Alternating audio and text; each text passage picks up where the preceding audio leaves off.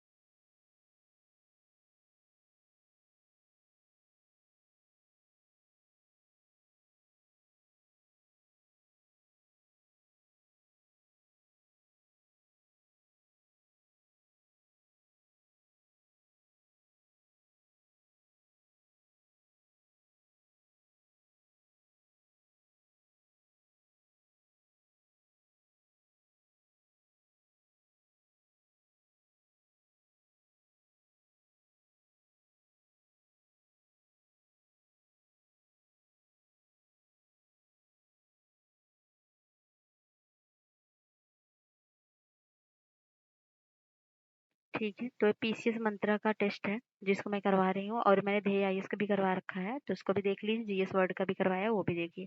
तो total 13-14 test हो चुके हैं, उनको जाके देखिए। तो चलिए करते हैं बिना टाइम वेस्ट किए हुए। टाइम बहुत इंपॉर्टेंट है। ठीक है, ये क्वेश्चन है आपका पहला। निम्न में से कौन सुमेलित नहीं है? तो पहला है विक्रम संवत 1757 ईसा पूर्व या शक संवत 78 ईसा पूर्व या वल्लभी संवत 606 ईसा पूर्व। कौन सा इसमें सुमेलित नहीं है? नहीं है पूछा है, ध्यान रखिएगा। ऑप्शन ए है केवल एक दो, ऑप्शन बी है एक तीन, ऑप्शन सी है दो तीन, ऑप्शन डी है तीनों सही सुमेलित हैं। तो इसका आंसर हो जाएगा केवल एक दो। ये जो वल्लभी संवत है तो 606 नहीं है, 319 है। वल्लभी संवत क्या है? 319 है। ओके। और ये तो है हर संवत की बात की जा रही है। ठीक है, नेक्स्ट है दूसरा। निम्न में से कौन सुमेलित नहीं है? इस पे ध्यान दीजिएगा, है कि नहीं है। पहला है हाथी गुम्फा अभिलेख खारवाल, और दूसरा है प्रयाग स्तंभ लेख स्कंदगुप्त, और तीसरा है एहोल अभिलेख पुलकेशिन द्वितीय। कौन सा कोट सही है? ऑप्शन ए है केवल एक, ऑप्शन बी है दो, या ऑप्शन सी है तीन, या ऑप्शन डी है सभी सही सुमेलित हैं। तो इसका आंसर हो जाएगा ऑप्शन बी। तो ये जो है हाथी गुम्फा अभिलेख कलिंग राज खारवेल का उल्लेख है। इसमें खारवेल के शासन कालों की घटनाओं का वर्णन है। और ठीक है। और प्रयाग स्तंभ लेख जो समुद्रगुप्त का है, ना कि स्कंदगुप्त का है। ये किसका है? समुद्रगुप्त का। समुद्रगुप्त का। और ये जो है एहोल अभिलेख पुलकेशिन का नहीं है। एहोल किसका है? तो एहोल अभिलेख जो है पुलकेशिन सेकंड का है, ना कि हाँ, एहोल अभिलेख पुलकेशिन सेकंड का है। हाँ, पुलकेशिन सेकंड का है। ये भी तो सही है। हाँ, ये भी सही है। और ये केवल दूसरा गलत है और ये दोनों सही है। अगला क्वेश्चन है तीसरा। निम्न कथनों पर विचार कीजिए। पहला है लकुलिस का संबंध गुजरात से था, इनका भागवत धर्म से विशेष महत्व है। तो इसमें से कौन सा सत्य है, कौन सा गलत है? ऑप्शन ए है केवल एक, ऑप्शन बी है दो, ऑप्शन सी है दोनों गलत है, ऑप्शन डी है दोनों सही है। इसका आंसर जो हो जाएगा वो हो जाएगा दूसरा। दूसरा जो होगा ये सही हो जाए, गलत हो जाएगा, पहला सही हो जाएगा। तो लकुलिस का संबंध गुजरात से था, ये लकुलिस का संबंध गुजरात से था, ये सही है। अ, ये जो है पाशुपत धर्म के संस्थापक थे, जो शैव धर्म का सबसे पुराना संप्रदाय है। ठीक है, पाशुपत धर्म से है, ना कि भागवत धर्म से। चौथा, निम्न से किस चोल शासक ने त्याग समुद्र की उपाधि ग्रहण की? ऑप्शन ए कुलोत्तुंग प्रथम ने, ऑप्शन बी राजेंद्र प्रथम ने, ऑप्शन सी है राजाधिराज प्रथम ने, या विक्रम चोल डी है। तो इसका आंसर हो जाएगा डी, विक्रम चोल। तो चोल शासक विक्रम चोल ने त्याग त्याग समुद्र व त्यागावतार की उपाधि ग्रहण की थी। विक्रम चोल धार्मिक दृष्टि बहुत ही अहिष्णु था। उसने गोविंद राज मंदिर की प्राचीन वैष्णव मूर्ति को समुद्र में फिकवा दिया था। बहुत ही ज्यादा दुष्ट प्रकृति के थे ये। और राजेंद्र प्रथम को दक्षिण नेपोलियन कहा जाता है। इसने संपूर्ण श्रीलंका को विजित किया था तथा वहां के शासक पंचिम महिम पंचम को 12 वर्षों तक चोल राज्य में बंदी बनाकर रखा था। इसने अरब सागर के सदीम द्वीप द्वीप पर भी अधिकार कर लिया था। और अगला है निम्नलिखित कथनों पर विचार की। इल्तुतमिश ने सिक्कों को टकसाल का नाम लिखवाने की परंपरा शुरू की। दूसरा है उसने सिक्कों पर रजिया का नाम अंकित करवाया। ऊपर में से कौन सा कथन सत्य है? केवल एक, केवल दो, दोनों सही है, दोनों गलत है। तो इल्तुतमिश के बारे में अगर आपने पढ़ा होगा, थोड़ी नॉलेज तो होगी, दोनों ही गलत है। तो क्यों गलत है? तो इल्तुतमिश दिल्ली का वास्तविक संस्थापक माना जाता है और उसे सुल्तान आजम भी कहा जाता है। सिक्कों पर टकसाल नाम लिखवाना शुरू किया था। इसने सिक्कों पर टकसाल क्या सिक्कों पर टकसाल का नाम लिखवाना शुरू किया था तथा सिक्कों पर अपना उल्लेख खलीफा के प्रतिनिधि के रूप में करवाया था। ग्वालियर विजय के बाद उसने अपनी पुत्री रजिया का नाम सिक्कों पर अंकित करवाया था। ठीक है, तो इसमें रजिया का नाम इस पे अंकित करवाया था। नहीं नहीं, ये दोनों के दोनों कथन सत्य हैं। मैंने गलत कैसे कर दिया? मुझे गलत पूछा है इसलिए मैंने कर दिया। तो यह दोनों कथन सही है, उसने सिखोवर रजिया का नाम भी अंकित करवाया था। नेक्स्ट है, निम्न में से किस शासक ने जयदेव के गीत गोविंद पर रसिक प्रिया नामक टीका लिखी थी? ऑप्शन ए है राणा कुंभा, ऑप्शन बी है राणा सांगा, ऑप्शन सी है मोकल, ऑप्शन डी है हमीर देव। तो ये जो किया था, ये किया था किसने? ये राणा कुंभा ने। नेक्स्ट है सतवां, निम्न कथनों पर विचार कीजिए। ऑप्शन ए सॉरी कथन है अलवार संतों की संख्या 12 थी, और दूसरा है इनका संबंध शैव भक्ति से था। कौन सा कथन सत्य है? केवल एक, केवल दो, दोनों सही है, या दोनों गलत है? तो इसका जो आंसर होगा वो हो जाएगा ए, केवल एक सही है। तो क्यों दूसरा गलत है? तो अलवार दक्षिण में वैष्णव संत थे, ना कि शैव संत थे। अगला है जहांगीर ने किस विदेशी यात्री को इंग्लिश खां की उपाधि दी थी? तो ऑप्शन ए है Sir Thomas Roe, option B है विलियम फिंच, ऑप्शन सी है विलियम हॉकिंस, ऑप्शन डी है विलियम एडवर्ड। तो किसने दिया था? तो इन्होंने दिया था विलियम हॉकिंस ने। विलियम हॉकिंस जहांगीर के काल में कब आया था? 1608 में आया था। इंग्लैंड में राजा जेम्स प्रथम के दूत के रूप में अकबर के नाम पर पत्र लेकर आया था, जहांगीर ने उसे 400 का मनसब और इंग्लिश खां की उपाधि दी थी। नेक्स्ट है 9वां। भारत में आर्द्र भूमि के अंतर्गत कौन सा क्षेत्र शामिल किए जाते हैं? दलदली जल क्षेत्र, या प्राकृतिक स्थायी जल क्षेत्र, या तीसरा है कृत्रिम जल क्षेत्र, या चौथा है लवणीय समुद्री जल क्षेत्र। तो प्रयोग में से सही कूट कौन सा है? के ऑप्शन है केवल 1 4, ऑप्शन बी 1 2 4, या ऑप्शन सी है 2 3 4, या डी है उपर्युक्त सभी। तो इसका जो आंसर हो जाएगा वो हो जाएगा डी, सभी के सभी ऑप्शन सही हैं। अगला है राष्ट्रीय वायु गुणवत्ता सूचकांक में कितने प्रदूषणकारी तत्वों को शामिल किया जाता है? तो ऑप्शन ए है 5, ऑप्शन बी है 8, ऑप्शन सी है 10, ऑप्शन डी है 12। तो ये जो आंसर हो जाएगा वो हो जाएगा 8। तो केंद्र सरकार ने केंद्रीय प्रदूषण नियंत्रण बोर्ड के तहत सार्वजनिक सूचना के लिए राष्ट्रीय वायु गुणवत्ता सूचकांक नेशनल एयर क्वालिटी इंडेक्स जारी करता है, और राष्ट्रीय वायु गुणवत्ता सूचकांक में 6 श्रेणियों के तहत 8 प्रदूषक को, जैसे PM 2.5, PM 10, ammonia, lead, nitrogen oxide, sulphur dioxide, ozone और कार्बन मोनोऑक्साइड को शामिल किया जाता है। अगला है जीवी अनुक्रम अनुक्रम की प्रक्रिया में सबसे पहले कौन सी क्रिया होती है? तो जीवी अनुक्रम में तो आक्रमण होता है, स्टेबलाइजेशन होता है, न्यूडेशन होता है, प्रतिक्रिया होती है। तो ये जो आंसर हो जाएगा ये न्यूडेशन होगा। तो जीवी अनुक्रम की प्रक्रिया में सबसे पहले न्यूडेशन होता है, उससे पहले खाली स्थानों पर विकास होता है, फिर उसके बाद भी एक जाति का आक्रमण मतलब इन्वेजन होता है, इसके बाद जातियों की संख्या में वृद्धि होती है, जिससे कंपटीशन बढ़ता है। 12वां है राष्ट्रीय उद्यान को जैव विविधता संरक्षण की कौन सी विधि के अंतर्गत शामिल किया जाता है? तो ऑप्शन है एक्स सीटू, या इन सीटू, या जीन बैंक, या जीन सफारी बैंक पार्क। तो ये जो है ये हो जाएगा इन सीटू। इन सीटू कहते हैं जैव विविधता संरक्षण को दो विधियों में, जिनमें इन सीटू और एक्स सीटू में रखा जाता है। तो स्वस्थान से निम्न को शामिल किया जाता है: राष्ट्रीय उद्यान, वन्यजीव अभयारण्य, जैव मंडलीय, आरक्षित क्षेत्र और आरक्षित वन संरक्षित क्षेत्र, पवित्र उपवन और झीलें। ये सब इन सीटू में आएंगे। एक सीटू मतलब बाह्य स्थान है, मतलब जो बाहर ले जाके कहीं बैठा है, मतलब रखा गया, जैसे जीन बैंक, बीज बैंक, सफारी पार्क, ये सब चीजें। निम्न कथनों पर विचार कीजिए। रेड डाटा सूची आईयूसीएन जारी करता है, इनमें जीवों का वनस्पतियों दोनों को शामिल किया जाता है। तो रेड डाटा सूची के बारे में पूछ रहा है, तो कौन सा कथन सत्य है? केवल एक, केवल दो, ये दोनों सही है, दोनों गलत है। तो इसका आंसर हो जाएगा दोनों दोनों कथन सही है। रेड डाटा सूची आईयूसीएन जारी करता है, इसमें इसमें जीवों वनस्पति दोनों को शामिल किया जाता है।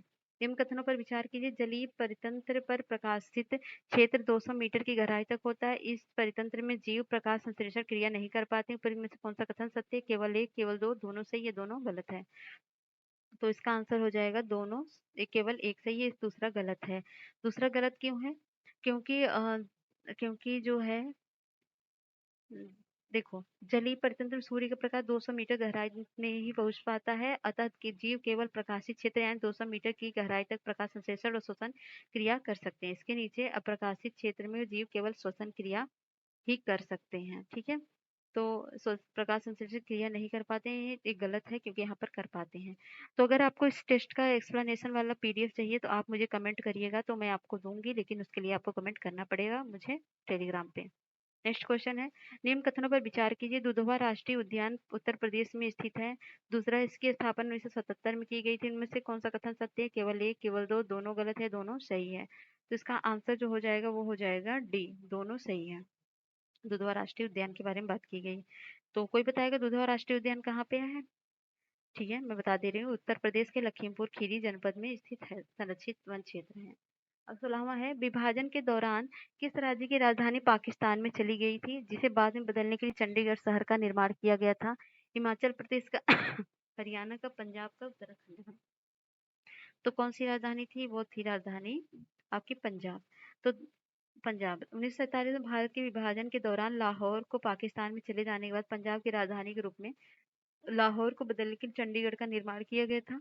विभाजन के समय लाहौर, जो उस समय पंजाब राज्य में था, पाकिस्तान का हिस्सा बन गया। चंडीगढ़ के निर्माण की परियोजना का जिम्मा फ्रांस के वास्तुकार ले कोर्बूसियर को सौंपा गया था। आज चंडीगढ़ दो राज्यों पंजाब और हरियाणा की राजधानी है। 17वां क्वेश्चन है, भारतीय स्वतंत्रता आंदोलन के संदर्भ में दत्त ब्रैडली थीसिस क्या है? ऑप्शन ए है स्वशासन या स्वराज के रूप में कांग्रेस का अंतिम लक्ष्य, बी है गरीब कृषकों पर कानूनी सुधारों का प्रभाव, या सी है भारत में कम्युनिस्ट नीति में बदलाव का सैद्धांतिक व राजनीतिक आधार, या डी है अधिमान्य टैरिफ नीतियों द्वारा ब्रिटिश औद्योगिक अर्थव्यवस्था के संकट का समाधान। तो ये जो 17वां का आंसर हो जाएगा वो सी हो जाएगा। रजनी पाम दत्त और ब्रायन बर्डरे द्वारा लिखित anti imperialist people front in India, जिसे दत्त ब्रैडले थीसिस के नाम से जाना जाता है। ठीक है, अगला क्वेश्चन है 18 का, 18 नंबर का क्वेश्चन है नेक्स्ट। और 1919 के रॉलेट एक्ट के संदर्भ में निम्नलिखित कथनों पर विचार कीजिए। ऑप्शन ए है, इस एक्ट ने 2 साल तक बिना किसी मुकदमे के राजनीतिक कार्यकर्ताओं को हिरासत में रखने की अनुमति दी। दूसरा है, इस एक्ट के द्वारा सिखों के कृपाल एवं छोटे तलवार रखने पर प्रतिबंध लगा दिया गया। उपरोक्त में से कौन सा कथन सही है? केवल एक, केवल दो, एक दो दोनों सही है, ना तो एक ना तो दो। तो इसका आंसर हो जाएगा एक दो दोनों सही है। अगला है 19वां, दक्षिण अफ्रीका में भारत लौटने पर गांधी जी ने 2 वर्ष तक किसी भी राजनीतिक मुद्दे पर भाग नहीं लिया, क्योंकि ऑप्शन ए है, वे दक्षिण अफ्रीका में बड़े पैमाने पर संघर्ष के बाद कुछ विराम चाहते थे। उन्हें भारत में चल रहे राजनीतिक मुद्दों में भाग लेने के लिए आमंत्रित नहीं किया गया था। तीसरा है, सी है, ब्रिटिश अधिकारियों ने उन्हें किसी भी राजनीतिक आंदोलन में शामिल होने से रोक दिया था। या डी है, वे सबसे पहले भारत की राजनीतिक स्थितियों को समझना चाहते थे। तो इसका आंसर हो जाएगा डी। तो गांधी जी जब आए थे वो पहले भारत की स्थितियों को समझना चाहते थे, इसलिए उन्होंने 1 साल तक पूरा यात्रा किया था। 20वां है, दिल्ली प्रस्ताव 1927 के संबंध में निम्नलिखित कथनों पर विचार कीजिए। कथन है, इसमें नेहरू रिपोर्ट के जवाब में मुस्लिम नेताओं द्वारा की गई मांगे शामिल थी। दूसरा है, इसमें पंजाब और सिंध के लिए अलग प्रांतीय स्थिति की मांग की। और इस तीसरा है, इसमें मुस्लिमों के लिए केंद्रीय विधायिका में 1/3 आरक्षण की मांग की गई थी। तो कौन सा कथन सही है? केवल एक दो, या बी है केवल एक, या सी है तीन, या डी है एक दो तीन। तो इसका जो आंसर हो जाएगा वो हो जाएगा तीसरा केवल सही है, बाकी सब गलत हैं। तो साइमन कमीशन की चुनौती के जवाब के रूप में भारतीय राजनीति नेताओं ने सांप्रदायिक मुद्दों को सुलझाने और भारत के लिए सर्वसम्मति संविधान तैयार करने के लिए कई अखिल भारतीय सम्मेलनों का आयोजन किया। दिसंबर 1927 में बड़ी संख्या में मुस्लिम सांप्रदायिक नेता दिल्ली में मिले और 4 बुनियादी मांगों को पेश किया, जिन्हें दिल्ली प्रस्ताव के रूप में जाना जाता है। ठीक है, सिंध को एक अलग प्रांत बनाया जाना चाहिए, ये डिमांड थी। और उत्तर पश्चिम सीमांत प्रांत को संवैधानिक रूप से अन्य प्रांतों की तरह माना जाना चाहिए, ये भी था। और इसमें क्या था, पंजाब और बंगाल में प्रतिनिधियों का अनुपात जनसंख्या के अनुसार होना चाहिए, और अन्य प्रांतों में जहां मुसलमान अल्पसंख्यक थे, मुसलमानों के लिए सीटों का मौजूदा आरक्षण रहना चाहिए, ये सब इसमें था। ठीक है, और ठीक है, नेक्स्ट क्वेश्चन क्या है? वर्ष 1928 में जन सुरक्षा विधेयक पब्लिक सेफ्टी बिल के संदर्भ में निम्नलिखित कथनों पर विचार कीजिए। पहला है, इसका मोतीलाल नेहरू द्वारा विरोध किया गया था, लेकिन यह M.R. जयकर द्वारा समर्थित था। दूसरा है, सरकार ने इस विधेयक पर स्वराज्यवादी नेताओं द्वारा पराजय का सामना करना पड़ा। तीसरा है, भगत सिंह और बटुकेश्वर दत्त ने इस विधेयक के खिलाफ केंद्रीय विधानसभा में बम फेंका था। कौन सा कथन सही है? केवल एक, केवल दो तीन, या सी है तीसरा, या डी है एक दो तीन। तो इसका आंसर हो जाएगा बी, दो तीन सही है, पहला गलत है। तो क्या गलत है? तो ये जो है 1928 जन सुरक्षा मतलब पब्लिक सेफ्टी बिल और ट्रेड डिस्प्यूट बिल का मोतीलाल नेहरू द्वारा ही नहीं, बल्कि मदन मोहन मालवीय एवं AR जयकर द्वारा भी विरोध किया गया था। केवल इन्हीं के द्वारा नहीं किया गया था, बल्कि और लोग भी, इन्होंने भी किया था, समर्थन नहीं किया था, इन्होंने भी विरोध किया था। 22वां है, निम्नलिखित में से किस आंदोलन में सर्वेंट्स ऑफ इंडिया सोसाइटी ने पूरे मामले की जांच की और अपनी रिपोर्ट दी? चंपारण सत्याग्रह में, या बी है अहमदाबाद मिल मजदूर हड़ताल में, सी है खेड़ा सत्याग्रह में, या डी है ऊपरी में से कोई नहीं। तो इसका जो आंसर है वो हो जाएगा सी, खेड़ा सत्याग्रह। तो फसल न होने तथा भारत सरकार द्वारा भू राजस्व की छूट की अपील की अनदेखी के लिए किए जाने के कारण खेड़ा जिले के किसान अत्यधिक संकट में थे। सर्वेंट्स ऑफ इंडिया सोसाइटी के सदस्य विठल भाई पटेल और गांधी जी द्वारा की गई जांच में किसानों की मांग की वैधता की पुष्टि हुई। क्योंकि फसल सामान्य पैदावार के 1/4 से भी कम थी, किसान भू राजस्व संहिता के तहत लगान की कुल छूट के हकदार थे। नेक्स्ट था 23वां, भारतीय स्वतंत्रता आंदोलन में जवाहरलाल नेहरू की भूमिका के संदर्भ में निम्नलिखित कथन पर विचार कीजिए। उन्होंने ब्रुसेल्स में आयोजित अंतर्राष्ट्रीय कांग्रेस सत्र में भाग लिया था। दूसरा है, इंडिपेंडेंस फॉर इंडिया लीग की स्थापना की थी। परिवार में से कौन सा कथन सही है? ऑप्शन ए है केवल एक, ऑप्शन बी है दो, या ऑप्शन सी है एक दो, या ऑप्शन डी है ना तो एक ना तो दो।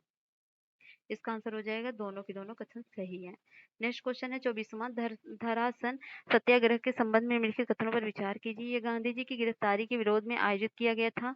दूसरा है, इसका नेतृत्व सरोजिनी नायडू और इमाम साहब कर रहे थे।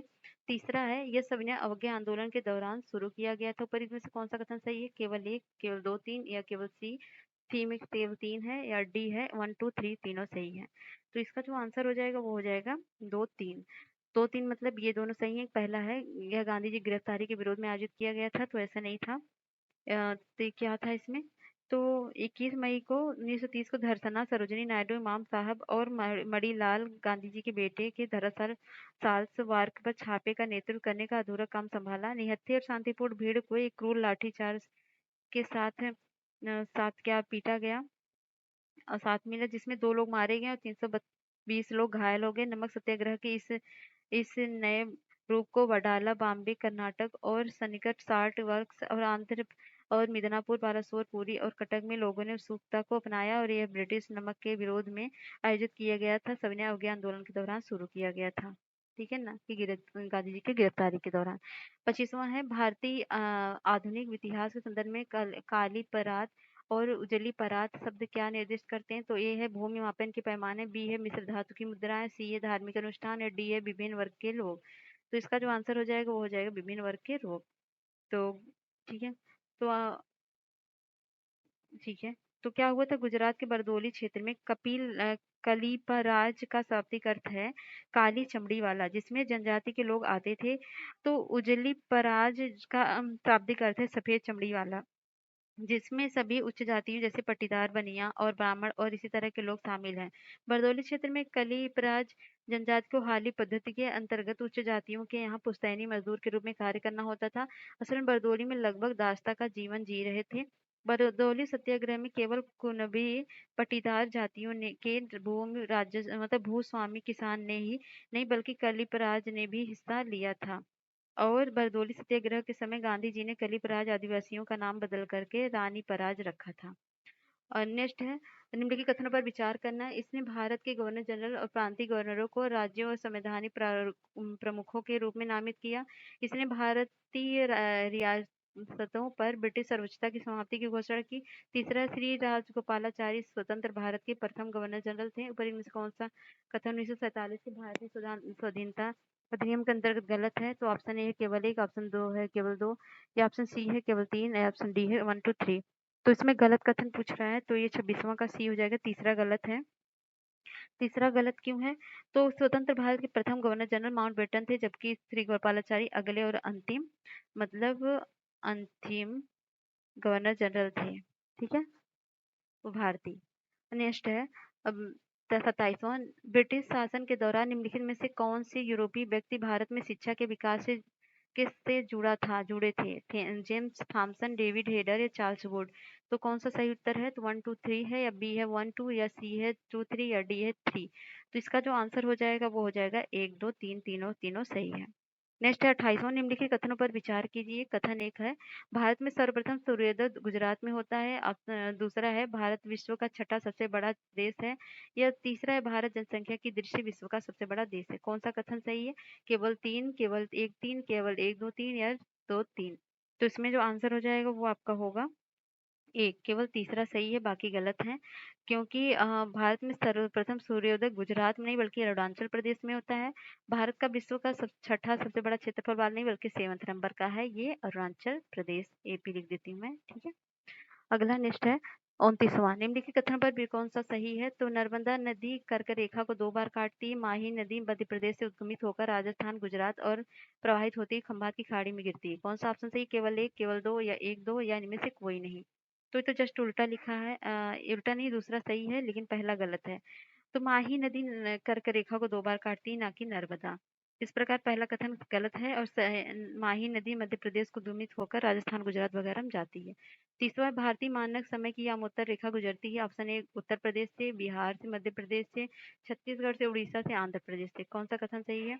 केवल 2 3 4 5, या ऑप्शन बी है 1 2 3 4 5, या सी है 1 2 4 5 6, या 1 3 4 5 6, या डी है 1 2 3 4 5 6। तो कौन सा ऑप्शन सही है इसमें? तो ये हो जाएगा 1 3 4 5 6। दूसरा गलत है क्योंकि बिहार से होकर नहीं जाती है। बिहार के बगल में उत्तर प्रदेश है, तो उत्तर प्रदेश जाएगी तो बिहार से कैसे जाएगी? तो ये गलत है, बाकी सबसे जाती है। तो आपकी जानकारी के लिए बताऊं, 5 राज्यों से होकर गुजरती है यामोत्तर रेखा। 5 राज्य कौन से हैं? तो 5 राज्य कौन कौन से हैं? तो 5 राज्यों में पहला हो जाएगा आपका Uttar Pradesh, UP, MP, UP हो जाएगा, एमपी हो जाएगा, उसके बाद उसके बाद राजस्थान हो जाएगा, गुजरात हो जाएगा और 1 मिनट कहाँ में चली गई? एमपी हो जाएगा और छत्तीसगढ़ हो जाएगा, उड़ीसा हो जाएगा। तो सीजी हो जाएगा और उड़ीसा हो जाएगा और उड़ीसा हो जाएगा, बिहार हो जाएगा, बिहार नहीं होगा। ठीक है, 1 मिनट, उड़ीसा हो जाएगा, बिहार नहीं होगा, बाकी यही हो गए। उत्तर प्रदेश होगा, मध्य प्रदेश होगा, छत्तीसगढ़ होगा, उड़ीसा होगा और आंध्र प्रदेश होगा। ठीक है। नेक्स्ट है, निम्नलिखित समूहों में से कौन सा पूर्व से पश्चिम की ओर पर्वत शिखरों का सही क्रम है? एवरेस्ट, कंचनजंगा, अन्नपूर्णा, धौलागिरी। और बी है Kanchenjunga, Everest, Annapurna, Dhaulagiri.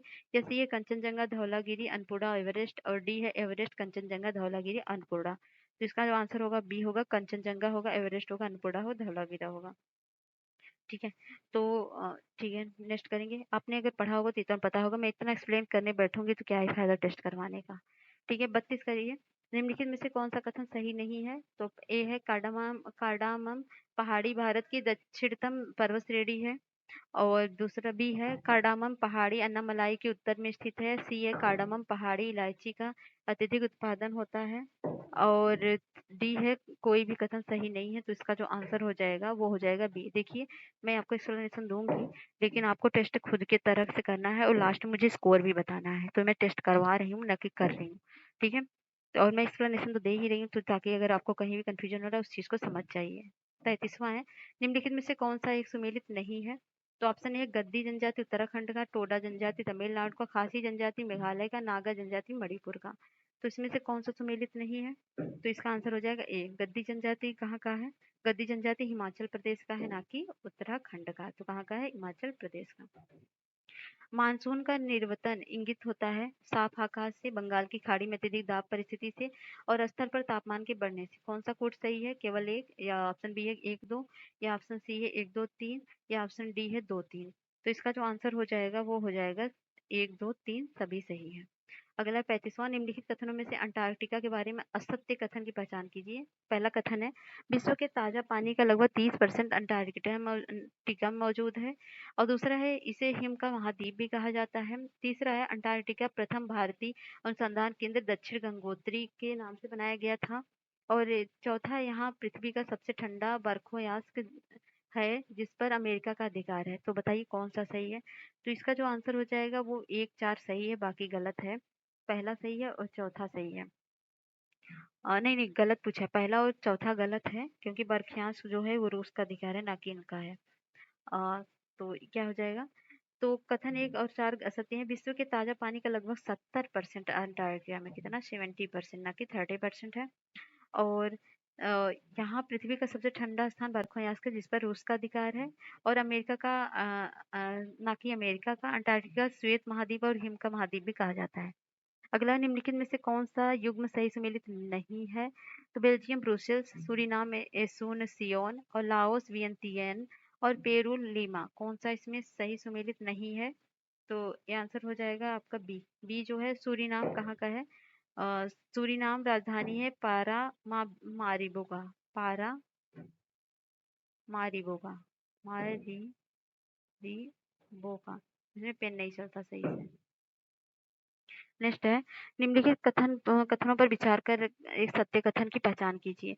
Option A, मतलब पहला कथन है, ब्रिटिश को कोलंबिया को पर्वतों का सागर कहा जाता है। दूसरा ऑप्शन है, श्वेत पर्वत ऑस्ट्रेलिया में स्थित है। तीसरा है, ग्रीन पर्वत, रेड और पर्वत संयुक्त राज्य अमेरिका में स्थित है। कौन सा कथन सही है? केवल 1 2, केवल 2 1 3, या सी है 2 3, या डी है 1 2 3। तो इसका जो आंसर हो जाएगा वो बी हो जाएगा, 1 3 सही है, दूसरा गलत है। श्वेत पर्वत ऑस्ट्रेलिया में स्थित नहीं है। कहाँ पर है? तो जो श्वेत पर्वत है ये अमेरिका में स्थित है। श्वेत पर्वत संयुक्त राज्य अमेरिका में स्थित है, ना कि ऑस्ट्रेलिया में। ग्रीन पर्वत और रेड पर्वत संयुक्त राज्य अमेरिका में स्थित है। प्रशांत महासागर के पूर्वी तट पर ब्रिटिश कोलंबिया को पर्वतों का सागर कहा जाता है। ये मिलान करना है सोनोरान। सोनोरान उत्तरी अमेरिका में है।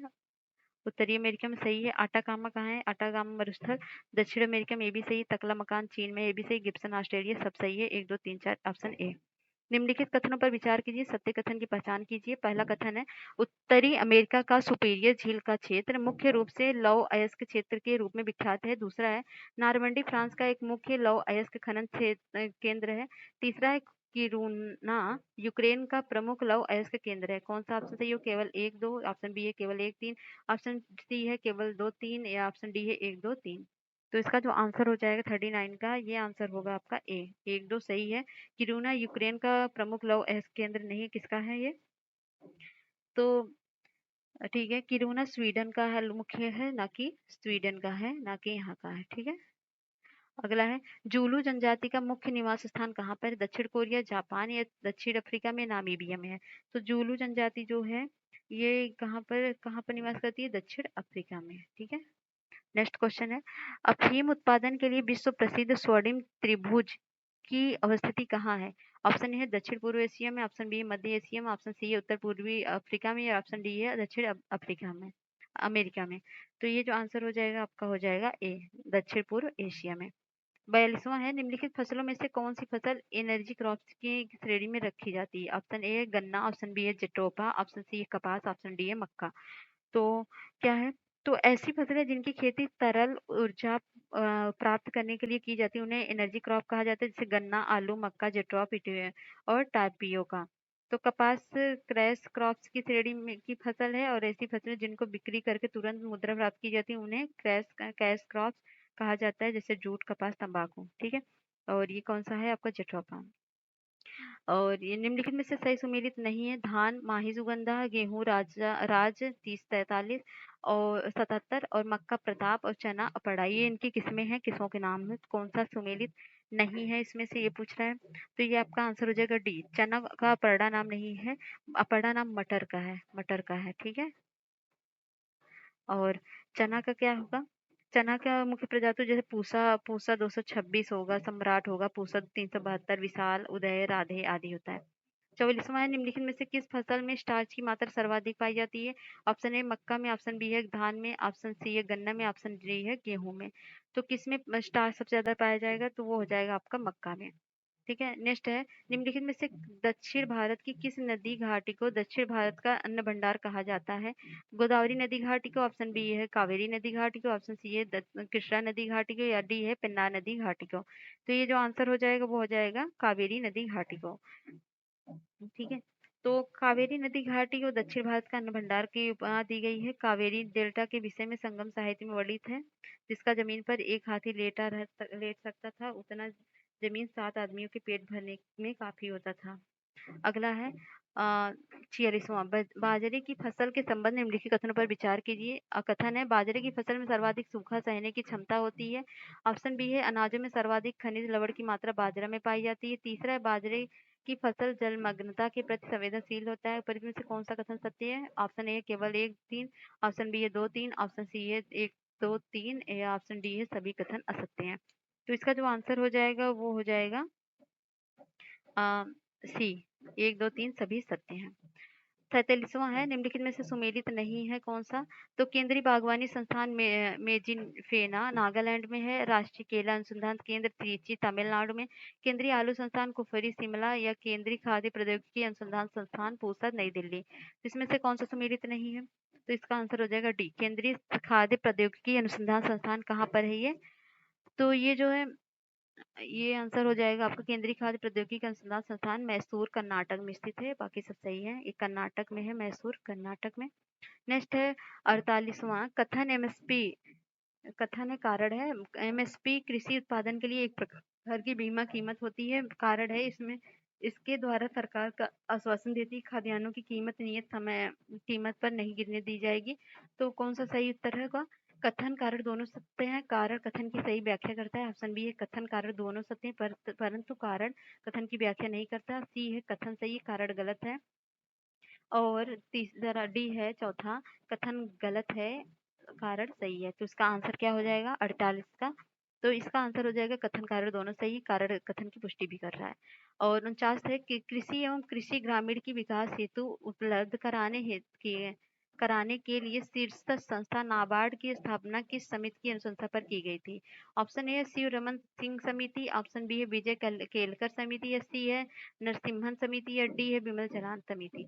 तो किस समिति के अंतर्गत किया गया था? तो ये है आपका शिवरमन समिति द्वारा। नेक्स्ट है, मिश्रित खेती से तात्पर्य क्या है? ऑप्शन ए है फसल उत्पादन के साथ पशुपालन, या बी है फसल कई फसलों का एक साथ उत्पादन, या सी है ए और बी दोनों सही है, डी है प्राकृतिक वनस्पति के साथ उत्पादन कार्य करना। तो इसका जो आंसर हो जाएगा वो हो जाएगा फसल उत्पादन के साथ पशुपालन। 51 नंबर क्वेश्चन है, निम्नलिखित में सही सुमेलित नहीं है। तो पीसी कल्चर व्यावसायिक स्तर पर मछली पालन के लिए, मेरी कल्चर व्यावसायिक स्तर पर विभिन्न प्रकार के फसलों सब्जियों का उत्पादन, या स्टॉक मार्किंग फार्मिंग क्या है, पशुपालन प्रजनन फर्म, या बेटी कल्चर क्या है, अंगूर की खेती। इसमें जो सुमेलित नहीं है कौन सा है? तो अगर आपने पढ़ा होगा तो आपको पता होगा, पहला गलत है। पीसी कल्चर किसके लिए नहीं नहीं, पहला सही है, दूसरा गलत। मेरी कल्चर किसके लिए होता है? मेरिकल्चर का मतलब व्यावसायिक उद्देश्यों की पूर्ति हेतु ये समुद्री जीवों के उत्पादन की क्रिया है। अन्य सभी सही है, बाकी साग सब्जी का हार्टिकल्चर में आता है।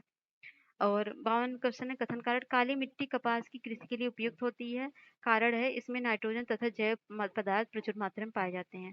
कौन सा सही है? कथन कारण दोनों सही है, कथन सही है, कारण गलत है, कथन कारण दोनों गलत है, कथन गलत है, कारण सही है। इसका जो आंसर हो जाएगा वो हो जाएगा बी, कथन सही है, कारण गलत है। कारण गलत क्यों है? क्योंकि काली मिट्टी में चूना, पोटेशियम और एल्युमिनियम, मैग्नीशियम प्रचुर मात्रा में पाए जाते हैं। इस मिट्टी में फास्फोरस, नाइट्रोजन तथा जैविक पदार्थों का अभाव होता है, ना कि प्रचुरता होती है। 53 है, दलहनी फसलों के उत्पादन हेतु कौन सा तत्व आवश्यक है? Option A cobalt, option B है आयोडीन, ऑप्शन सी है सोडियम, ऑप्शन डी है क्रोमियम। तो इसका जो आंसर हो जाएगा वो हो जाएगा ऑप्शन ए कोबाल्ट। तो दलहनी फसलों के उत्पादन हेतु कोबाल्ट आवश्यक तत्व है। कोबाल्ट राइजोबियम तथा नाइट्रोजन स्थिरीकरण के लिए आवश्यक है। 54 है, हाल ही में केंद्र सरकार द्वारा लॉन्च किया गया सारथी पोर्टल और मोबाइल ऐप किस क्षेत्र से संबंधित है? ऑप्शन ए शेयर बाजार से, ऑप्शन बी बैंकिंग से, ऑप्शन सी है आयकर से, ऑप्शन डी है कृषि से। तो इसका जो आंसर हो जाएगा कृषि से संबंधित है। नेक्स्ट है 55, निम्नलिखित में से कौन सा बाजरा अवसंरचना संस्थान मार्केट इंफ्रास्ट्रक्चर इंस्टीट्यूशन में शामिल है? स्टॉक एक्सचेंज, डिपोजिटरी, या क्लियरिंग हाउस, या उपयुक्त सभी। तो इसमें शामिल जो है वो है सभी के सभी। 56 है, किसी कंपनी द्वारा इनिशियल पब्लिक ऑफरिंग के जरिए शेयर किस बाजार में विक्रय किया जाता है? ऑप्शन ए है प्राइमरी मार्केट में, ऑप्शन बी है सेकेंडरी मार्केट, ऑप्शन सी है प्राथमिक और द्वितीयक बाजारों में, ऑप्शन डी है कोई नहीं। तो किसी कंपनी द्वारा इनिशियल पब्लिक ऑफरिंग का जो शेयर होता है वो क्या शेयर किस बाजार में विक्रय होता है? तो वो जो होता है वो होता है प्राइमरी मार्केट में। और 57 है, भारतीय राष्ट्रीय भुगतान निगम एनपीसीआई का गठन किसके द्वारा किया गया? वित्त मंत्रालय द्वारा, आरबीआई द्वारा, या भारतीय बैंक मतलब आईबीए द्वारा। तो कौन सा विकल्प सही है? केवल एक दो, ऑप्शन बी है दो तीन, ऑप्शन सी है एक तीन, या डी है वन टू थ्री। तो इसका जो आंसर हो जाएगा वो हो जाएगा दूसरा तीसरा सही है, वित्त मंत्रालय नहीं होता है। तो इसमें क्या होता है, भारतीय राष्ट्रीय भुगतान निगम भारत में खुदरा और भुगतान एवं निपटान प्रणालियों के संचालन हेतु गठित एक अम्ब्रेला संगठन है, जो भुगतान और निपटान प्रणाली अधिनियम 2007 के प्रावधानों के तहत बनाया गया था। 58 है, भारतीय रिजर्व बैंक अधिनियम के अनुसार आरबीआई के कुल कितने गवर्नर और डिप्टी गवर्नर होते हैं? तो एक गवर्नर और दो डिप्टी गवर्नर, बी है एक गवर्नर तीन डिप्टी गवर्नर, और एक गवर्नर चार डिप्टी गवर्नर, या ऊपर में से कोई नहीं। तो इसका जो आंसर होगा वो याद कर लीजिएगा, ऐसे ऐसे फैक्चुअल जो क्वेश्चन आते हैं। तो ये हो जाएगा एक गवर्नर और चार डिप्टी गवर्नर। नेक्स्ट है, भारत में गैर बैंकिंग वित्तीय कंपनी के संबंध में कौन सा कथन सही है, विचार करना है। गैर बैंकिंग वित्तीय कंपनियां मांग जमा मतलब डिमांड डिपॉजिट स्वीकार नहीं करती है। इनका विनियमन केवल आरबीआई के द्वारा किया जाता है। कौन सा सही है? केवल एक, केवल दो, या दोनों सही है, दोनों गलत है। तो इसका जो आंसर हो जाएगा वो हो जाएगा ए, केवल एक सही है, दूसरा गलत है। क्योंकि गैर बैंकिंग वित्तीय कंपनियों के संबंध में पहला तो सही है, ये संस्थान आरबीआई के भुगतान और निपटान प्रणाली का हिस्सा होते हैं नहीं होते हैं, चेक जारी करती है। और दूसरा असत्य है, इनका विनियमन आरबीआई, भारतीय बीमा नियामक और विकास प्रणाली आईआरडीए और राष्ट्रीय आवास बैंक आदि के द्वारा किया जाता है। 60 नंबर क्वेश्चन है, कोई ऋण बैंकों द्वारा विशेष उल्लेख खाते स्पेशल मेंशन अमाउंट के रूप में कब दर्ज किया जाता है? जब मूलधन का ब्याज 90 दिनों तक बकाया होता है, या बी है जब मूलधन का ब्याज 120 दिन तक बकाया हो, या सी है जब मूलधन का ब्याज 180 दिन के लिए बकाया हो, या डी है जब मूलधन का ब्याज 360 दिनों के लिए बकाया हो। तो कब होता है ये स्पेशल मेंशन अमाउंट? तो ये जो है इसका आंसर हो जाएगा ए, जब मूलधन 90 दिनों से बकाया हो। 61 है, नाबार्ड द्वारा self help group bank leakage कार्यक्रम कब आरंभ किया गया था? 1991, 1992, 1995, 1998 में। तो इसका जो आंसर हो जाएगा वो हो जाएगा 1992 में शुरू किया गया था। किसान क्रेडिट कार्ड योजना के संबंध में कौन सा कथन सही नहीं है? तो इस योजना का प्रारंभ 1998 में आर रेखी समिति की अनुशंसा पर किया गया था। तो ये जो है ये गलत है। ये कृषकों के संस्थागत ऋण द्वारा सुनिश्चित किसान क्रेडिट कार्ड योजना का प्रारंभ श्री गुप्ता समिति की सिफारिश पर नाबार्ड द्वारा 1998 में किया गया था। ना कि गुप्ता समिति द्वारा हुआ था, ना कि रेखा समिति द्वारा, गुप्ता समिति द्वारा। ठीक है। अगला सही है, बाकी सब सही है। इस योजना के अंतर्गत मृत्यु और स्थायी विकलांगता की दशा में बीमा कवर किया जाता है। सी है नाबार्ड इस योजना की प्रबंधक इकाई, ये भी सही है। अब तक व्यापारी बैंकों द्वारा सर्वाधिक केसीसी कार्ड वितरित किए गए, ये भी सही है। 63 है, निम्नलिखित में से कौन सी रिपोर्ट ऑक्टेन ऑक्टेट संस्था द्वारा जारी की जाती है? विश्व विकास रिपोर्ट, व्यापार और विकास रिपोर्ट, ऑप्शन सी है ग्लोबल वेल्थ रिपोर्ट या वर्ल्ड इकोनॉमिक आउटलुक। तो ये जो है ये आंसर हो जाएगा आपका बी, विश्व व्यापार और विकास रिपोर्ट। ठीक है। तो ये विश्व विकास रिपोर्ट ये है वर्ल्ड बैंक द्वारा जारी किया जाता है, वर्ल्ड बैंक द्वारा। और ग्लोबल वेल्थ रिपोर्ट किसके द्वारा जारी किया जाता है? तो ये है क्रेडिट स्विस ग्रुप द्वारा। और वर्ल्ड इकोनॉमिक आउटलुक आईएमएफ द्वारा, आईएमएफ द्वारा। नेक्स्ट है, भारत में हरित क्रांति के संबंध में निम्नलिखित कथनों में से क्या सत्य है? हरित क्रांति का प्रारंभ 1966 में पंजाब, हरियाणा तथा पश्चिम उत्तर प्रदेश क्षेत्रों में हुआ था, ये सही है। या फिर ये है हरित क्रांति का प्रारंभ सर्वप्रथम धान के उच्च उत्पादन वाले आयातित बीजों के प्रयोग में किया गया, तो ये गलत है। क्यों गलत है? यही असत्य पूछा, तो यही आंसर होगा आपका। तो हरित क्रांति का प्रारंभ गेहूं के उच्च उत्पादन वाले आयातित बीजों के प्रयोग से किया गया था, अन्य सभी सही है। गेहूं के लिए किया गया, न तो धान के लिए। 65 है, वर्ल्ड बैंक ग्रुप के संबंध में क्या सत्य है? तो विश्व बैंक समूह की स्थापना अंतरराष्ट्रीय पुनर्निर्माण और विकास बैंक के रूप में ब्रेटन वुड्स सम्मेलन से में की गई थी। बी है, विश्व बैंक का मुख्यालय न्यूयॉर्क में स्थित है। तो इसमें असत्य गलत ही पूछा है, ध्यान दीजिएगा। तो ये गलत आपको मिल ही गया। विश्व बैंक का मुख्यालय न्यूयॉर्क में नहीं है, कहाँ है? वाशिंगटन डीसी में है। गलत है, वाशिंगटन डीसी में है। ठीक है। और बाकी सब सही है। विश्व बैंक के में कुछ 5 संस्थान शामिल है। ब्रेटन वुड्स सम्मेलन के दौरान एक अन्य संस्थान अंतर्राष्ट्रीय मुद्रा कोष की भी स्थापना की गई थी। 66 है, डब्ल्यूटीओ के संबंध में कौन सा कथन सत्य नहीं है? तो इसकी स्थापना प्रशुल्क और व्यापार सामान्य समझौता गैट के स्थान पर की गई थी। और ये जो है सही है। उरुग्वे 1986 और 94 के आयोजन के पश्चात मरकज समझौते के द्वारा इसकी स्थापना की गई, जिसका प्रारंभ 1 जनवरी 1995 को हुआ था। डी है, संयुक्त राष्ट्र संघ यूएनओ की प्रमुख विकास एजेंसी है, तो ये गलत है। ये क्यों है गलत? तो ये विश्व बैंक का मुख्य सॉरी, तो डब्ल्यूटीओ संयुक्त राष्ट्र यूएनओ की प्रमुख विकास एजेंसी नहीं है, परंतु संयुक्त राष्ट्र संघ के साथ मिलकर इसके अनेक कार्यक्रम आयोजित किए जाते हैं।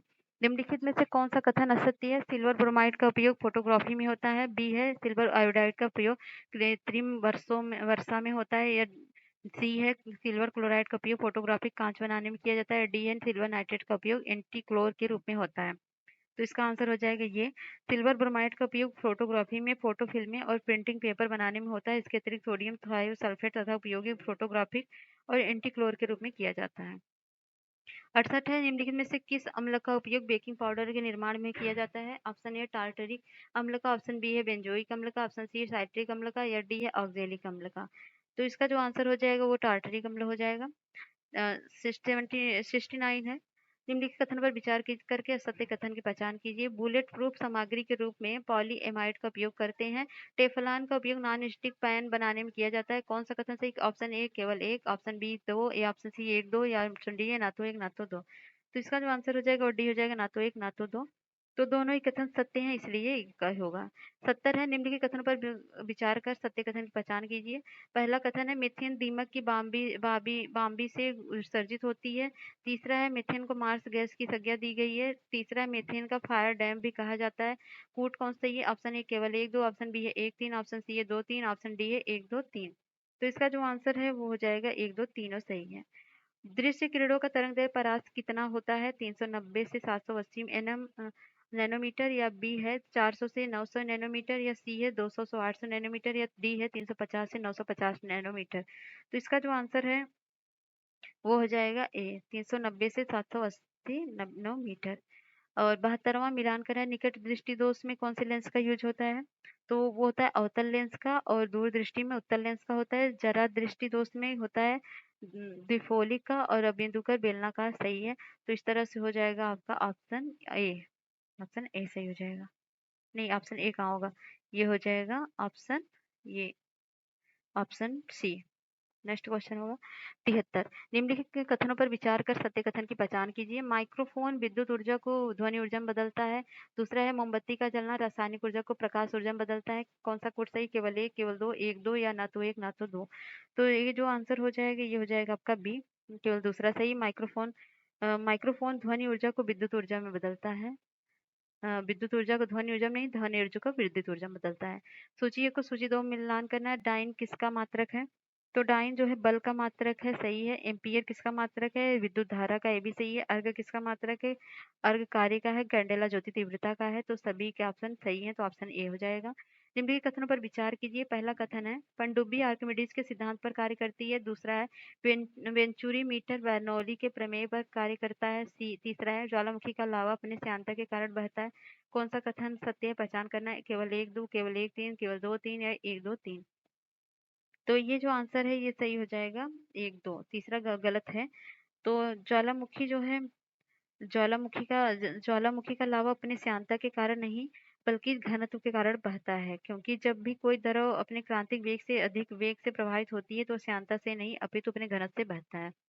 निम्नलिखित में से किस रंग का प्रकाश संश्लेषण बिल्कुल नहीं होता? लाल रंग का, हरा रंग का, नीला रंग का, बैगनी रंग का। तो किसका प्रकाश संश्लेषण बिल्कुल नहीं होता? वो होता है आपका हरा रंग। प्रकाश संश्लेषण में हरे रंग प्रकाश में बिल्कुल नहीं होता है, क्योंकि पत्तियां हरे रंग को परिवर्तित कर देती हैं, अर्थात पत्तियों के पास हरा रंग नहीं होता है। प्रकाश संश्लेषण की क्रिया सर्वाधिक लाल रंग के प्रकाश में और सबसे कम नीला और बैगनी, मतलब वो खुद हरी होती है इसलिए हरी को रिफ्लेक्ट कर देती हैं, बल्कि और अदर कलर में प्रकाश संश्लेषण करती हैं। निम्नलिखित में से असत्य कथन की पहचान कीजिए। लेमिनेरिया नामक समुद्री शैवाल आयोडीन की प्रचुरता होती है, सही है। और डीपीटी का टीका ट्रिपल एंटीजन के रूप में किया जाना, मतलब में जाना जाता है। और सी है गलसुआ मुख्यतः हमारी आंख प्रभावित होती है। और डी है सल्फर ड्रग मुख्य रूप से प्रतिजीवी औषधि है। तो अगर आपको थोड़ा भी पता होगा तो आपको पता होगा गलसुआ में गाल प्रभावित होता है, ना कि आंख। 78 निम्नलिखित में से कौन सा एक जीवाणुविक क्रिया द्वारा अपघटित नहीं होता है? ऑप्शन ए वनस्पति अवशेष, ऑप्शन बी प्लास्टिक पदार्थ, ऑप्शन सी है जंतुलाश, या फिर ऑप्शन डी है पुष्प अवशिष्ट। तो इसका जो आंसर हो जाएगा वो हो जाएगा बी, प्लास्टिक पदार्थ। नेक्स्ट है एस्किमो जनजाति के लोग जो उत्तरी ध्रुव क्षेत्रों में रहते हैं उनके घरों को इग्लू कहते हैं। इग्लू किस कारण रहने लायक गर्म वातावरण प्रदान करते हैं? ऑप्शन ए संवहन विधि द्वारा, ऑप्शन बी है चालन विधि द्वारा, या ऑप्शन सी है विकिरण विधि द्वारा, या डी है इसमें से कोई नहीं। तो इसका आंसर हो जाएगा संवहन विधि द्वारा। तो ठीक है।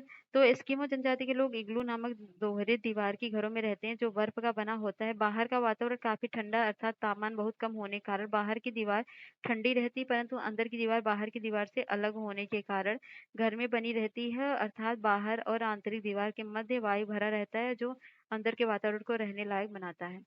कौन सुमेलित नहीं है? टमाटर का रंग लाइकोपीन, प्याज में एंथोसाइनिन, सेब का रंग एंथोसाइनिन, गाजर में कैरोटीन। तो कौन सा सुमेलित नहीं है इसमें? तो ये जो डी हो जाएगा, गाजर में कैरोटीन नहीं होता है। गाजर का रंग रंग के लिए एंथोसाइनिन ही होता है। तो एंथोसाइनिन जो है प्याज का रंग देता है, सेब का रंग देता है और गाजर का रंग देता है। और टमाटर में लाइकोपीन होता है।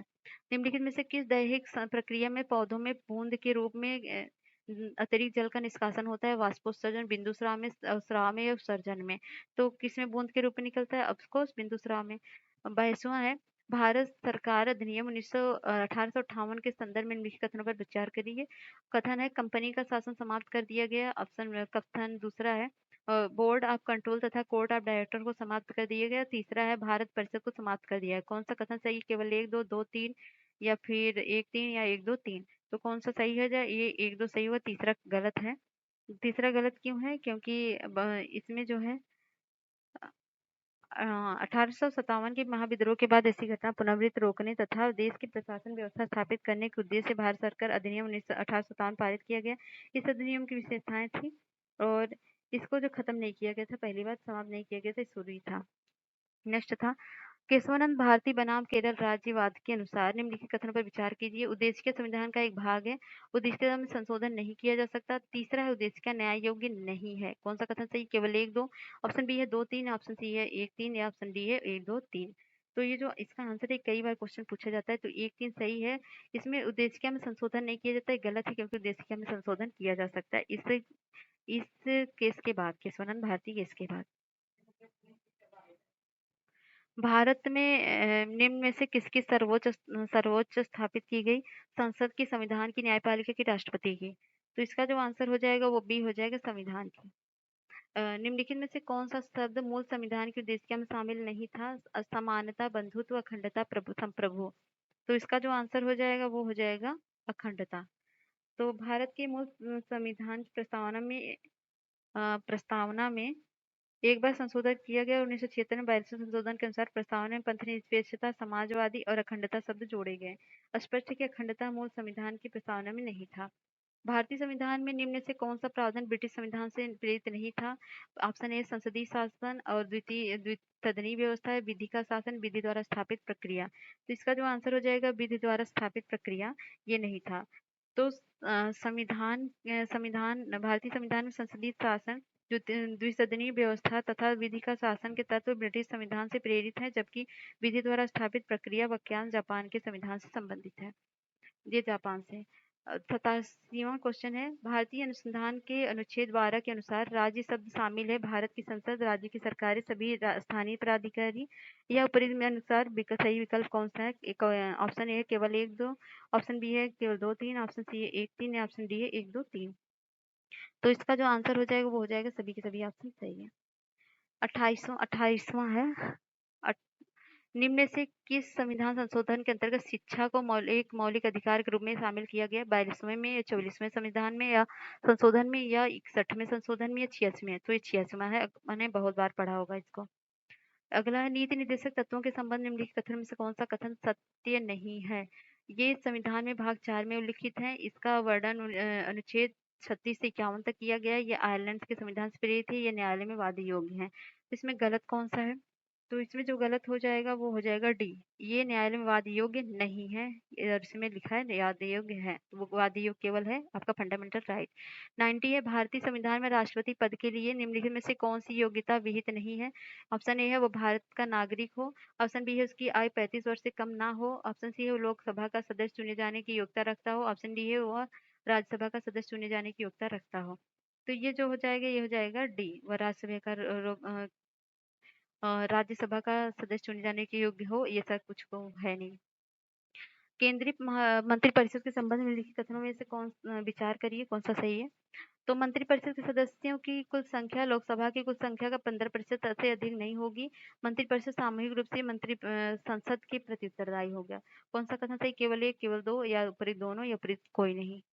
तो ये जो आंसर हो जाए केवल 1 सही होगा, क्योंकि मंत्रिपरिषद सामूहिक रूप से किस पर डिपेंडेंट होता है? तो ये सामूहिक रूप से जो होता है केंद्रीय मंत्रिपरिषद लोकसभा के प्रति सामूहिक रूप से जो है उत्तरदायी होता है। 92 है, भारत सरकार का सर्वोच्च विधिक अधिकारी होता है सर्वोच्च न्यायालय के मुख्य न्यायाधीश, या बी है महान्यायवादी, या सी है केंद्रीय विधि मंत्री, या डी है राष्ट्रपति। तो इसका जो आंसर हो जाएगा वो हो जाएगा महान्यायवादी। तो भारतीय संविधान के अनुच्छेद 5 में भाग 5 में अनुच्छेद 76 में भारत के महान्यायवादी पद का सृजन किया गया है। भारत का महान्यायवादी भारत सरकार का सर्वोच्च विधिक अधिकारी होता है, जो सरकार को विधिक मामलों पर सलाह देता है। यह उच्चतम न्यायालय तथा उच्च न्यायालय के भारत सरकार का प्रतिनिधि करता है। लोकसभा का सदस्य चुने जाने हेतु न्यूनतम आयु कितनी है? 25 वर्ष, 30 वर्ष, 35 वर्ष या 36 वर्ष। तो इसका आंसर हो जाएगा 25 वर्ष। अगला क्वेश्चन है, उस शब्द युग्म का चयन करें जिसमें 2 शब्द उसी प्रकार संबंधित जिस प्रकार निम्नलिखित शब्द युग्म में दूसरा शब्द है। सुअर, सुअरबाड़ा, खरगोश, काफिला, किसान मठ, योद्धा महल या उल्लू बिल। तो इसमें सही उससे मेल खाता कौन सा शब्द हो जाएगा? वो हो जाएगा आपका योद्धा महल। योद्धा महल होगा ना। सुअर सुअरबाड़ा में रहते हैं, योद्धा कहाँ रहेंगे? महल में रहेंगे। कहाँ पर रहेंगे जरा बताना? महल में ही रहेंगे ना। ठीक है, नेक्स्ट क्वेश्चन क्या होगा? ये निम्नलिखित में प्रश्न में दिए गए विकल्पों में संबंधित अक्षरों को चुनिए। रीजन का ये हो जाएगा, थिंग का क्या होगा? ऑप्शन ए है, तो इसका मैं आंसर बता दे रही हूँ क्योंकि इतना टाइम नहीं है मैं सॉल्व करवाऊँ। तो ये हो जाएगा सी। तो नमन बिंदु पी से दक्षिण दिशा में चलना शुरू करता है। 4 किमी चलने के बाद वह बिंदु क्यू से बाएं की ओर मुड़ जाता है। 5 किमी चलता है, फिर आर से बाएं की ओर मुड़ता है, फिर 6 किमी चलता है और बिंदु यस से बाएं की ओर मुड़ता है और बिंदु टी तक तथा 5 किमी चलता है। फिर पी टी के बीच की दूरी क्या है? 3 किलोमीटर, 4 किलोमीटर या 2 किलोमीटर, 7 किलोमीटर। ये सॉल्व कर लीजिएगा। अगर आपको नहीं अगर बताइएगा, मैं सॉल्व करवा दूंगी, लेकिन अभी मेरे पास टाइम है नहीं इतना, बहुत बड़ा वीडियो हो जाएगा। ये सी हो जाएगा। दी गई आकृति में कितने आयत हैं? 1 2 3 4, इसको काउंट कर लीजिए। तो इसका आयतों की संख्या कितनी हो जाएगी? तो इसकी आयतों की संख्या होगी ये 14। एक के अनुक्रम दिया गया है जिसमें से एक पद लुप्त है, दिए गए विकल्प में से सही विकल्प चुनिए तथा अनुक्रम को पूरा कीजिए। D W H S L O, L O का क्या हो जाएगा? तो इसमें 4-4 माइनस किया गया है, 4 प्लस किया गया है। जैसे डी डब्ल्यू में 4 का फर्क है ना, और एच एस में क्या है? एच एस में 4 जो है माइनस है, ये ऊपर से है नीचे से है, तो एच एस में माइनस है, प्लस है माइनस है, इस तरह से करा गया है। तो ये इसका आंसर हो जाएगा आपका ए, पी के आएगा। नेक्स्ट है 99, लुप्त संख्या को निर्धारित कीजिए। 8, 16, 64, 128, 256। तो इसमें क्या हो जाएगा? तो ये जो है जैसे 2 8 16 हो गया, 16 दूना 32 हो गया, 32 दूना 64 हो गया, तो यहाँ पर 32 हो गया, तो ऑप्शन ए हो जाएगा ए। 4 नंबर जोड़े गए थे जिसमें से 3 किसी तरह से समान है और एक अलग है। उस नंबर जोड़ी का चयन करें जो बाकियों से अलग है। 15, 221 या 18, 320 या 21, 436 या 11, 117। तो इसका कौन सा सही हो जाएगा? तो ये जो हो जाएगा, इसका आंसर हो जाएगा सी। ये हो जाएगा 21 से 436। तो 21 माइनस 436, 212 माइनस 4 हो जाएगा। तो इस तरह से आप करके देखेंगे, ये बात बता देंगे हम। नीचे दिए गए विकल्प में ये लिखा गया है पर्सपेक्टिव शब्द के अक्षरों का उपयोग करके 4 विकल्पों में से एक को नहीं बनाया जा सकता है। एक शब्द ज्ञात कीजिए।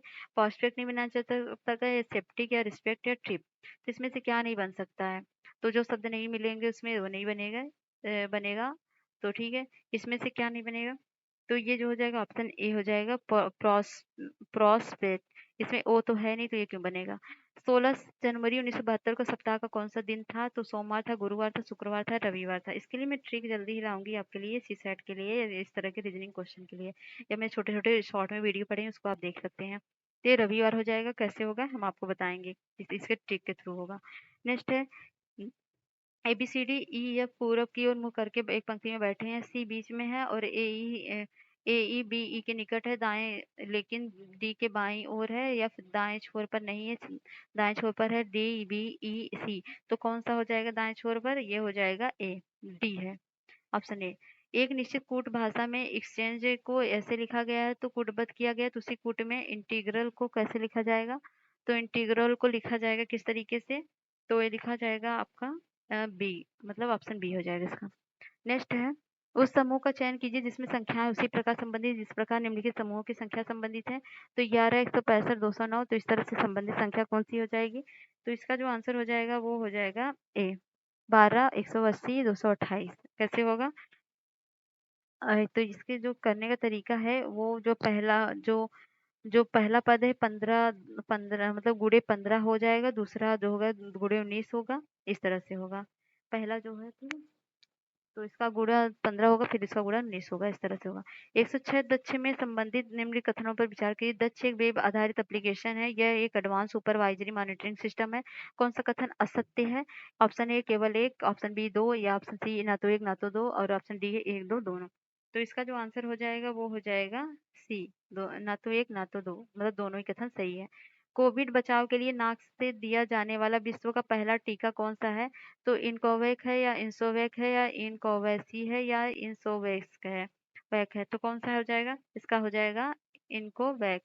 108 है हाल ही में राष्ट्रीय बाल अधिकार संरक्षण आयोग द्वारा बच्चों के डिजिटल ट्रैकिंग और निगरानी के लिए किस वेब पोर्टल को लॉन्च किए गए? सर्वे को, या घर को, या शक्ति को, या युवान को? तो इसका जो आंसर हो जाएगा वो हो जाएगा घर। तो हाल ही में राष्ट्रीय बाल अधिकार संरक्षण आयोग द्वारा बच्चों को डिजिटल ट्रैकिंग और निगरानी के लिए घर नामक पोर्टल लॉन्च किया गया है। नवंबर 2022 में किस राज्य की सरकार ने गंगा जल आपूर्ति योजना शुरुआत की? Option A Uttarakhand, option B Uttar Pradesh, option C है बिहार, या ऑप्शन डी है झारखंड। तो इसका आंसर हो जाएगा बिहार। विश्व का सबसे बड़ा कार्बन फाइबर प्लांट भारत में कहाँ स्थापित होगा? जामनगर में, भावनगर में, हजीरा में, कांडला में। तो ये जो आंसर हो जाएगा ये हो जाएगा आपका हजीरा में। नेक्स्ट क्वेश्चन है हाल ही में चर्चित कडावूर स्लेंसर लेडीज अभ्यारण्य कहाँ पर स्थित है? तमिलनाडु, केरल, तेलंगाना, आंध्र प्रदेश। तो ये जो आंसर हो जाएगा तमिलनाडु हो जाएगा। दासपार गांव को देश का पहला बायो विलेज जैव गांव के रूप में मान्यता दी गई है। किस राज्य में? केरल में, जम्मू कश्मीर में, तमिलनाडु में, त्रिपुरा में। तो इसका जो आंसर हो जाएगा वो हो जाएगा आपका डी, त्रिपुरा में है। प्रचंड क्या है? ऑप्शन ए है हल्का लड़ाकू हेलीकॉप्टर, बी है उत्तर महाद्वीपीय बैलिस्टिक मिसाइल, या सी है स्वदेशी परमाणु पनडुब्बी, या डी है उपरोक्त में से कोई नहीं। तो इसका जो आंसर हो जाएगा वो हो जाएगा हल्का लड़ाकू हेलीकॉप्टर। ठीक है। अगला है, प्रधानमंत्री मोदी ने विश्व का पहला सीएनजी टर्मिनल का शिलान्यास कहाँ किया? गुजरात में, हरियाणा में, मध्य प्रदेश या महाराष्ट्र में? तो ये आंसर हो जाएगा गुजरात में। नवंबर 2022 में किसे चुनाव आयोग में निर्वाचन आयुक्त नियुक्त किया गया? अरुण गोयल को, अंजनेय मिश्रा को, या पीके शर्मा को, या दीपक मोहती को? तो इसका आंसर हो जाएगा ए, अरुण गोयल को। सुमेलित कीजिए। नहीं है, कौन सा सुमेलित नहीं है? तो नवनियुक्त प्रधानमंत्री राष्ट्रपति देश कौन है? अनवर इब्राहिम मलेशिया के, नताशा फिरक मुसर स्लोवेनिया के, या अब्दुल लतीफ राशिद इराक के, या जार्जिया मेलोनी स्पेन के? इसमें सुमेलित कौन सा है? तो ये डी वाला। तो जार्जिया मेलोनी कहाँ के हैं? तो जार्जिया मेलोनी इटली के हैं, ना कि प्रधानमंत्री हैं इटली के, ना कि यहाँ के।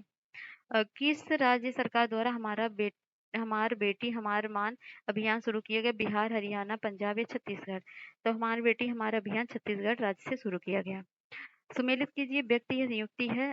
सुमेलित है कौन सा? शुभ्रकांत पांडा नासकाम के अध्यक्ष, या ऋतुराज अवस्थी सतर्कता आयुक्त, या रोजर बिन्नी हॉकी संघ के अध्यक्ष, या ग्रेग बार्कले आईसीसी के अध्यक्ष? तो कौन सा सुमेलित है इसमें? ये हो जाएगा ऑप्शन डी, ये सुमेलित है, बाकी नहीं है। तो शुभ्रकांत पांडा क्या है? ये है फिक्की के अध्यक्ष हैं। और ऋतुराज अवस्थी विधि आयोग के अध्यक्ष हैं, ये विधि आयोग के। और रोजर बिन्नी किसके हैं? रोजर बिन्नी बीसीसीआई के हैं, ठीक है, बीसीसीआई के, क्रिकेट का है ना बीसीसीआई। ठीक है, नेक्स्ट है, सुमेलित नहीं है कौन सा? फारगोटेन रिफ्यूजी नंदिता हक्सर का, the living mountain PC Bala Subramaniam का, divorce and democracy Saumya Saxena का, the last white man Mohan Singh Hamid का? कौन सा सुमेलित नहीं है? तो ये जो हो जाएगा, ये हो जाएगा option B, the living mountain PC वाला सुब्रमण्यम का नहीं है, किसका है? अम, तो ये जो है, ये अमित घोष का है। ठीक है। अगला है 120 नंबर क्वेश्चन। व्यक्ति है नोबेल पुरस्कार, एनिन एनॉक्स का रसायन, और के बैरी शार्पलेस को साहित्य का, स्वांते बाबो को भौतिक का, डगलस डब्ल्यू डायमंड का अर्थशास्त्र का? तो सुमेलित कौन सा है इसमें से? तो ये हो जाएगा आपका डी। तो ये सुमेलित है। स्वांतो स्वांतो पाबो को चिकित्सा में मिला था, इनको चिकित्सा में मतलब डॉक्टरेट में, मतलब या जो भी बोल सकते हैं आप, ट्रेनिंग वगैरह में। और ये बैरी सार्पलेस को किसमें मिला था?